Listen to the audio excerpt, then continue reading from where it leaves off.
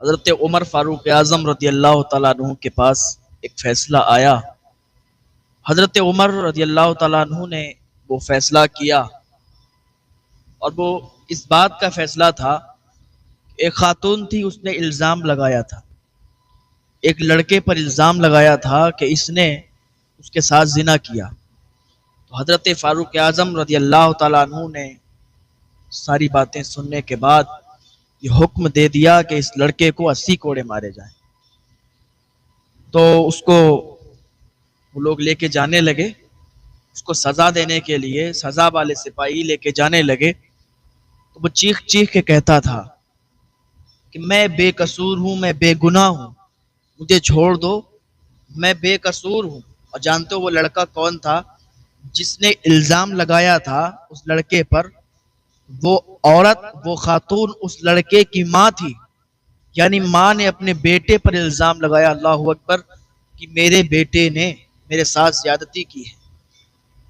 اب آپ ذرا سوچیں کہ ایک بیٹا اپنی ماں کے ساتھ زیادتی کیسے کر سکتا ہے؟ ایک بیٹا اپنی ماں کے ساتھ ایسا ظلم کیسے کر سکتا ہے؟ بالکل ہرگز نہیں کر سکتا۔ اور لڑکا خود چیخ چیخ کے کہہ رہا تھا کہ میں بے قصور ہوں، میں بے گناہ ہوں، اور اگر آج مجھے سزا مل گئی تو اللہ رب العزت کے یہاں میں گواہی دوں گا کہ مجھے جھوٹے کیس پر سزا دی گئی، میں نے جرم نہیں کیا تھا، میں اپنی ماں کے ساتھ زیادتی کیسے کر سکتا ہوں، میں اپنی ماں کے ساتھ زنا کیسے کر سکتا ہوں؟ یہ ذرا سوچنے والی بھی بات ہے۔ لیکن عورت نے اتنے الگ انداز سے الزام لگایا کہ وہ جرم اس کا ثابت ہو گیا۔ اس طریقے سے اس نے شڑینتر رچا کہ وہ لڑکا، اس پر وہ جرم ثابت ہو گیا کہ واقعی اس نے یہ جرم کیا ہے، واقعی اس نے یہ گناہ کیا ہے۔ اسی وجہ سے حضرت عمر فاروق اعظم رضی اللہ تعالیٰ عنہ نے اسے حکم دے دیا کہ اسے 80 کوڑے مارے جائیں۔ تو وہ سپاہی لے کے جا رہے تھے، تو راستے میں جب وہ چیخ چیخ کے کہہ رہا تھا کہ میں گواہی دوں گا اللہ پاک کے یہاں، اور میں کہوں گا کہ مجھے بے گناہ سزا دی گئی، حضرت علی رضی اللہ تعالیٰ عنہ کا جب ادھر سے گزر ہوا تو حضرت مولا کائنات نے ان سپاہیوں کو روکا اور اس لڑکے سے پوچھا کیا بات ہے، اور تم ایسے کیسے چیخ چیخ کے کہہ رہے ہو کہ میں بے گناہ ہوں؟ اگر تم بے گناہ ہو تو تمہیں سزا کیوں مل رہی ہے؟ کیوں تمہیں سزا کے لیے لے جایا جا رہا ہے؟ لڑکا کہنے لگا کہ حضرت علی، میں بے گناہ ہوں، بے قصور ہوں، مجھ پر الزام لگایا ہے میری ماں نے کہ میں نے ان کے ساتھ زنا کیا ہے، زیادتی کی ہے۔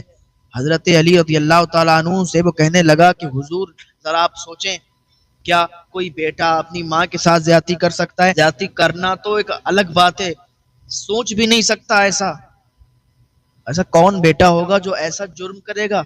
کیا مجھے اللہ کے یہاں منہ نہیں دکھانا ہے؟ کیا ہم کو یہاں سے مر کے جانا نہیں ہے؟ کیا ہمیں یہاں ہمیشہ رہنا ہے؟ حضور ذرا آپ ہی بتائیے، اگر آج مجھے سزا دے دی گئی اور میں مر گیا تو خدا کے یہاں میں اس بات کی گواہی دوں گا کہ مجھے بے گناہ سزا ملی ہے، مجھے بے گناہ، مجھے جرم میں پھنسایا گیا، مجھ پر الزام لگایا گیا، اور میں چھوڑوں گا نہیں۔ تو حضرت علی رضی اللہ تعالیٰ عنہ نے ان سپاہیوں کو حکم دیا کہ لاؤ چلو۔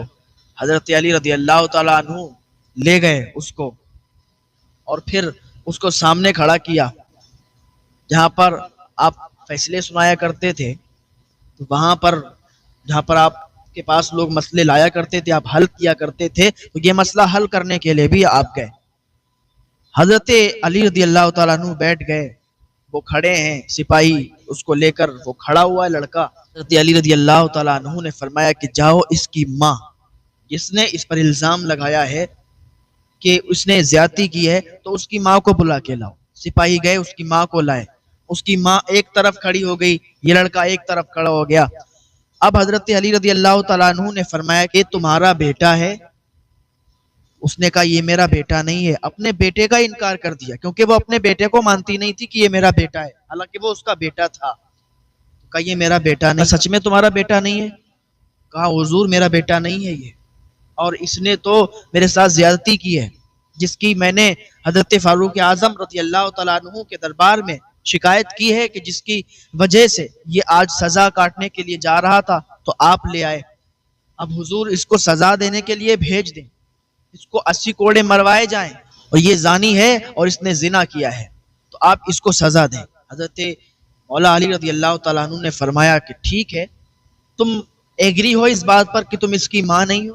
کہا جی بالکل میں اس کی ماں نہیں ہوں۔ حضرت علی رضی اللہ تعالیٰ عنہ نے فرمایا کہ ٹھیک ہے، اس لڑکے کو ادھر لاؤ، اس عورت کو ادھر بلاؤ، ان دونوں کی شادی کروا دیتے ہیں، ان دونوں کا نکاح کروا دیتے ہیں، دونوں میاں بیوی بن جائیں گے۔ چونکہ اس کا الزام ہے کہ اس نے زنا کیا، تو اب دونوں کی شادی کروا دیتے ہیں۔ تو جیسے ہی اس نے سنا کہ شادی حضرت علی رضی اللہ تعالیٰ عنہ کروا رہے ہیں، تو وہ چیخ پڑی اور کہنے لگی حضور یہ غضب ہو جائے گا، کیا اللہ کو میں منہ نہیں دکھاؤں گی؟ کیا اللہ کی بارگاہ میں میری حاضری نہیں ہوگی؟ یہ تو جرم ہو جائے گا، گناہ ہو جائے گا۔ حضرت علی رضی اللہ تعالیٰ عنہ نے فرمایا کیا گناہ ہو جائے گا، کیا جرم ہو جائے گا؟ کہا حضور یہ میرا بیٹا ہے، اور ایک بیٹا اپنی ماں کے ساتھ کیسے شادی کر سکتا ہے؟ حضرت علی فرماتے ہیں کہ کیا کہا تم نے، یہ تمہارا بیٹا ہے؟ کہا جی حضور یہ میرا بیٹا ہے۔ کہا ابھی تو تم کہہ رہی تھی کہ تمہارا بیٹا نہیں ہے۔ تو وہ عورت رونے لگی، خاتون رونے لگی، کہا حضور اس کی بہت الگ کہانی ہے، اس کی بڑی لمبی کہانی ہے۔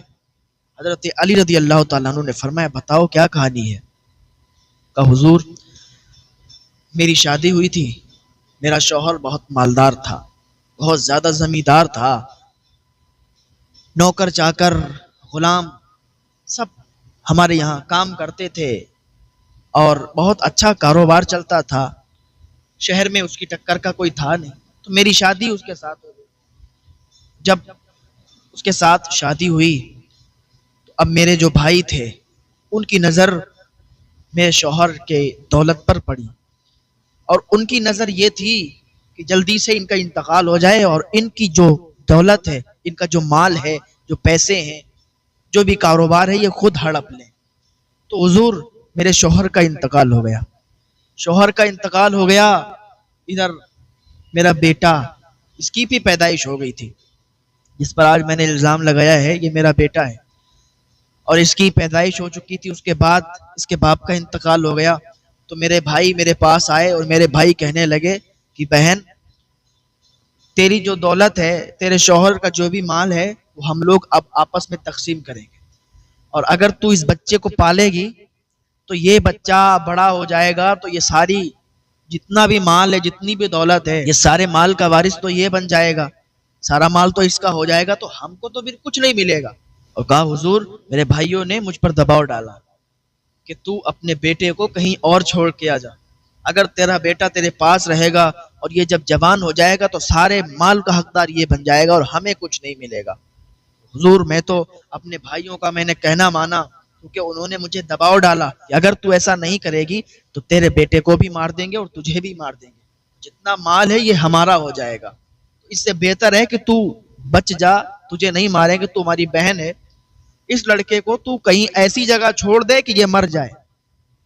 حضور میں نے پھر اپنے بھائیوں کی بات مانی، میں نے اپنے بچے کو اٹھایا، اپنے بچے کو لیا اور ایسی جگہ پر چھوڑ دیا جہاں پر نہ کوئی پیڑ تھا، نہ کسی چیز کا سایہ تھا، ایک دم سنسان جگہ تھی، ریگستان علاقہ تھا، اس پہ چھوڑ دیا۔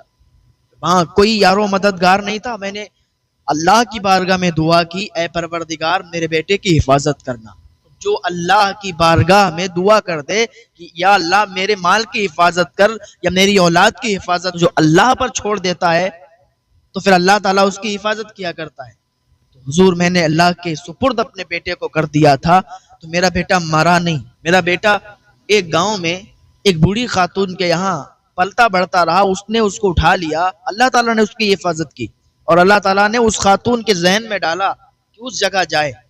وہ خاتون جب ادھر سے گزری تو اس نے اس بچے کو دیکھا، وہاں پر اس کا کوئی یارو مددگار نہیں تھا، تو اس بچے کو اٹھا لیا، اٹھانے کے بعد اس کو پالا، اس کو بڑا کیا۔